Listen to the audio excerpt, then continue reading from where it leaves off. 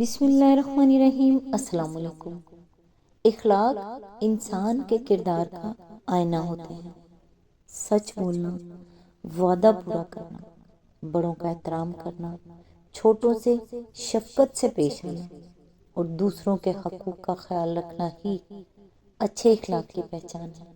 ایک با اخلاق انسان نہ صرف خود عزت پاتا ہے بلکہ اپنے خاندان، قوم اور ملک کا نام بھی روشن کرتا ہے۔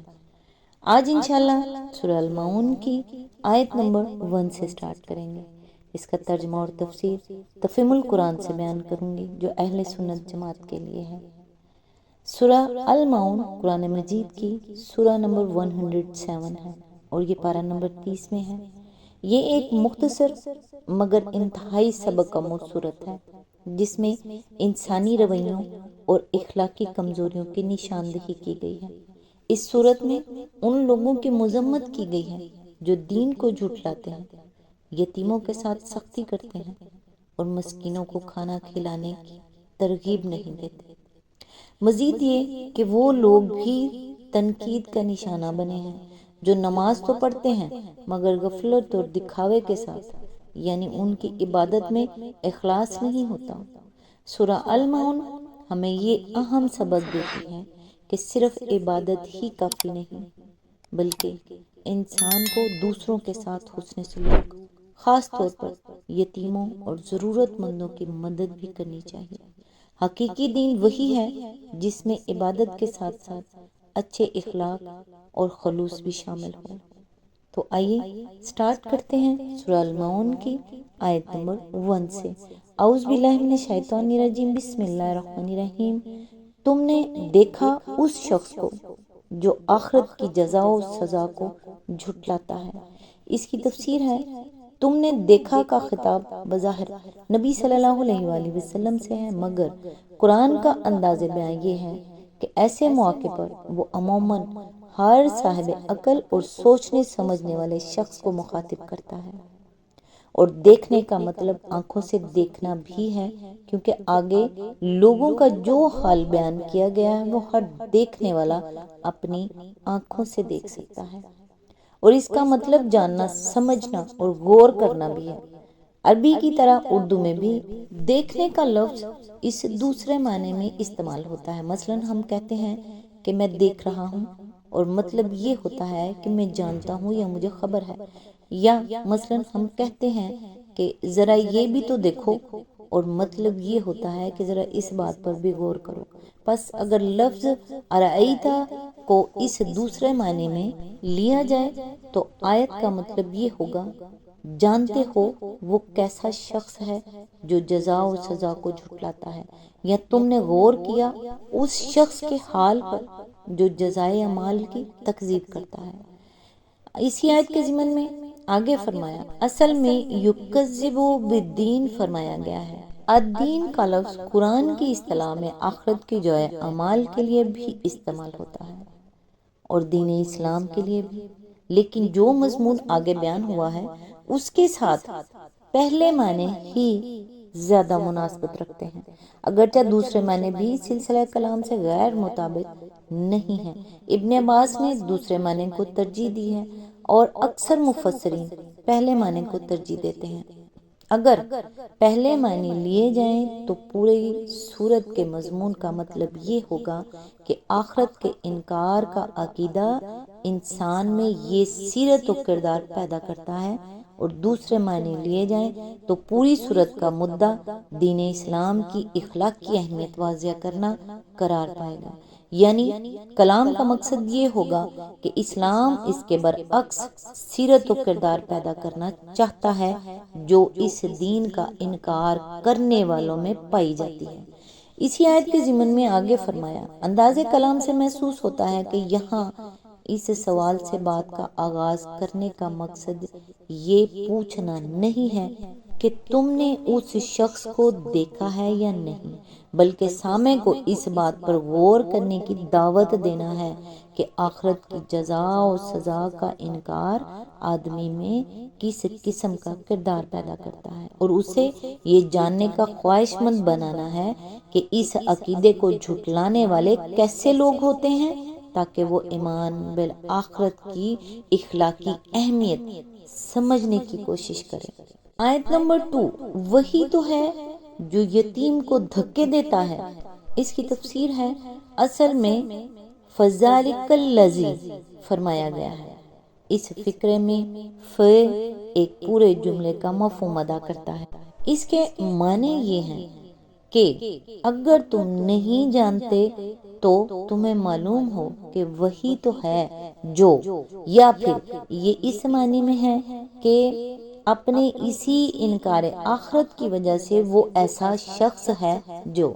اسی آیت کے ضمن میں آگے فرمایا، اصل میں یدو الیتیم کا فقرہ استعمال ہوا ہے جس کے کئی معنی ہیں۔ ایک یہ کہ وہ یتیم کا حق مار کھاتا ہے اور اس کے باپ کی چھوڑی ہوئی میراث سے بے دخل کر کے اسے دھکے مار کر نکال دیتا ہے۔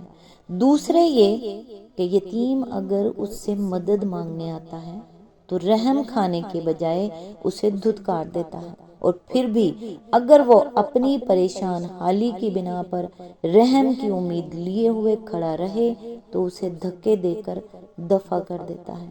تیسرے یہ کہ وہ یتیم پر ظلم ڈھاتا ہے، مثلا اس کے گھر میں اگر اس کا اپنا ہی کوئی رشتہ دار یتیم ہو تو اس کے نصیب میں سارے گھر کی خدمت گاری کرنے اور بات بات پر جھڑکیاں اور ٹھوکریں کھانے کے سوا کچھ نہیں ہوتا۔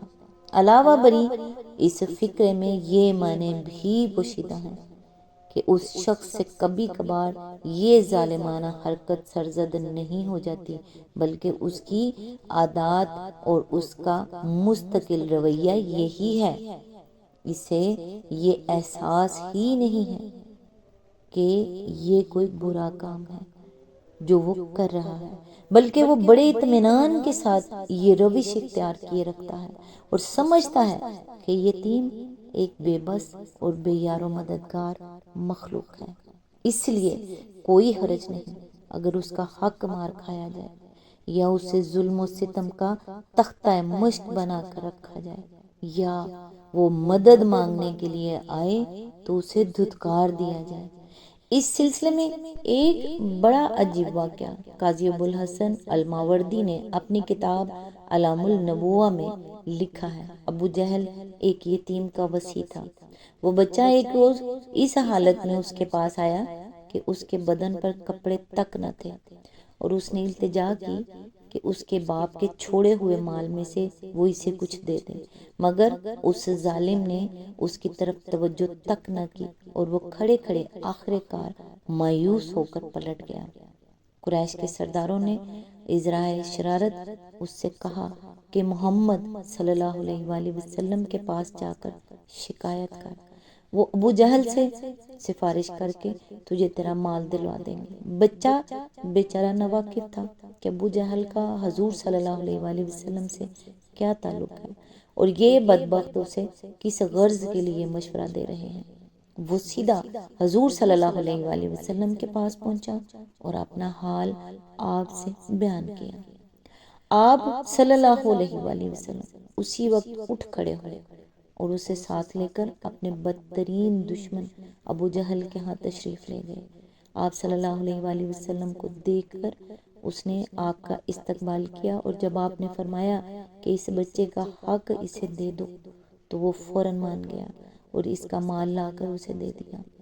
قریش کے سردار طاق میں لگے ہوئے تھے کہ دیکھیں ان دونوں کے درمیان کیا معاملہ پیش آتا ہے۔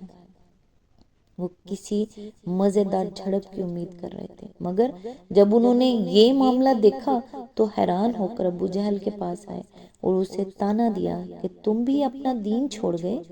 اس نے کہا، خدا کی قسم میں نے اپنا دین نہیں چھوڑا، مگر مجھے ایسا محسوس ہوا کہ محمد صلی اللہ علیہ وآلہ وسلم کے دائیں اور بائیں ایک ایک حربہ ہے جو میرے اندر گھس جائے گا اگر میں نے ذرا بھی ان کی مرضی کے خلاف حرکت کی۔ اس واقعے سے نہ صرف یہ معلوم ہوتا ہے کہ اس زمانے میں عرب کے سب سے زیادہ ترقی یافتہ اور معزز قبیلے تک کے بڑے بڑے سرداروں کا یتیموں اور دوسرے بے یار و مددگار لوگوں کے ساتھ کیا سلوک تھا، بلکہ یہ بھی معلوم ہوتا ہے کہ کہ رسول اللہ صلی اللہ علیہ وآلہ وسلم کس بلند اخلاق کے مالک تھے اور آپ کے اس اخلاق کا آپ صلی اللہ علیہ وآلہ وسلم کے بدترین دشمنوں تک پر کیا روپ تھا۔ اسی قسم کا ایک واقعہ ہم اس سے پہلے تفہیم القرآن جلد 3 صفحہ نمبر 146 پر نقل کر چکے ہیں، جو حضور صلی اللہ علیہ وآلہ وسلم کے اس زبردست اخلاقی روپ پر دلالت کرتا ہے جس کی وجہ سے کفار قریش آپ کو جادوگر کہتے تھے۔ یہ معاملات جو اس وقت تھے، کیا جتنے بھی سننے والے لوگ ہیں آپ مانتے ہیں کہ آج کسی یتیم کے ساتھ یہ سلوک نہیں ہوتا؟ اگر ہوتا ہے تو غور کیجیے۔ آج تک کے لیے بس اتنا ہی، نیکسٹ انشاءاللہ آیت نمبر 3 سے سٹارٹ کریں گے۔ اللہ تعالیٰ سے دعا ہے یا اللہ پاک ہمارے دل کھول دے اور ہمیں درود پاک کی ظاہری و باطنی روحانی حقیقتوں، برکتوں اور رحمتوں کو حاصل کرنے کی توفیق عطا فرما، بخت بلند فرما، نبی کریم صلی اللہ علیہ وآلہ وسلم کا قرب دنیا اور آخرت میں نصیب فرما، آمین ثم آمین۔ نیکسٹ ویڈیو تک کے لیے دعاؤں میں یاد رکھیے گا۔ اللہ حافظ۔